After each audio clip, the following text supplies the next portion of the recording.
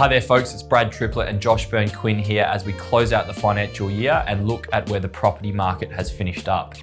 In light of the recent RBA interest rate decision and compounded by media attention surrounding it, we wanted to share our view on the market. Of late, we've experienced uncertainty with both buyers and sellers who are absorbing too much headline media, causing unnecessary distraction in the transaction process. Unfortunately, headline media does impact confidence with the market and will be here to stay for the short term. However, when we look beyond the headlines, it is evident that the effects of higher interest rates has a significant impact in other capital city markets where affordability has already been a challenge. Perth affordability still remains relatively inexpensive at around a quarter of the average income to service a mortgage. The graph on the screen is an illustration of what has occurred around Australia in the last 2 years.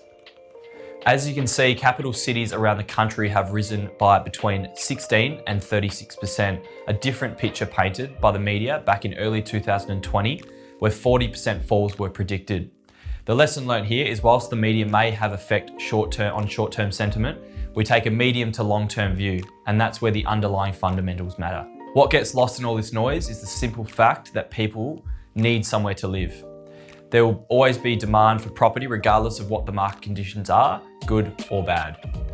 The first step in any time of uncertainty is to review the supply and demand of the property market. As you can see, we are trending into an undersupply across all markets.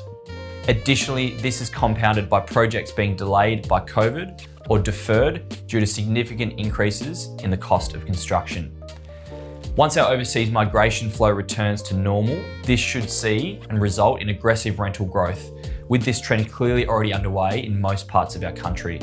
This leads us into talking about quickly 3 examples of sales campaigns we've recently worked on in different marketplaces to demonstrate the demand for alternative property products. Josh, can you take us through your Beckenham campaign? Yeah, 43A Faversham Street in Beckenham, a beautiful 1970s home, updated throughout by the sellers, but it still retained its charm and character. We ran a 10-day campaign. We had 28 inspections through that time period, and we ended up selling the property for the expectations at $419,000. A beautiful family that relocated from Queensland. Now, 58 Ambassador Drive in Currumbine was a campaign we worked on for a past client's friend. This 4-bedroom family home, situated a couple of 100 metres from Currumbine Primary, represented a fantastic opportunity to be a long-term hold.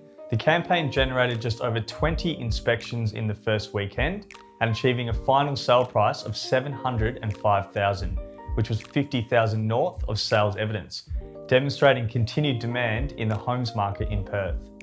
The buyers had recently relocated to Perth from the UK after achieving a premium price for their home, and that is a trend we're seeing more of. Finally, a little closer to home, 37 The Circus in Burswood. We had this beautiful 3-level townhouse on the market in 2019, where values at the time were in and around the $950,000 level. This time around, a final sale price of $1.274 million was achieved, demonstrating the growth the market has seen for larger style homes over the last couple of years. Now that's what's unfolding as we close out the month of June.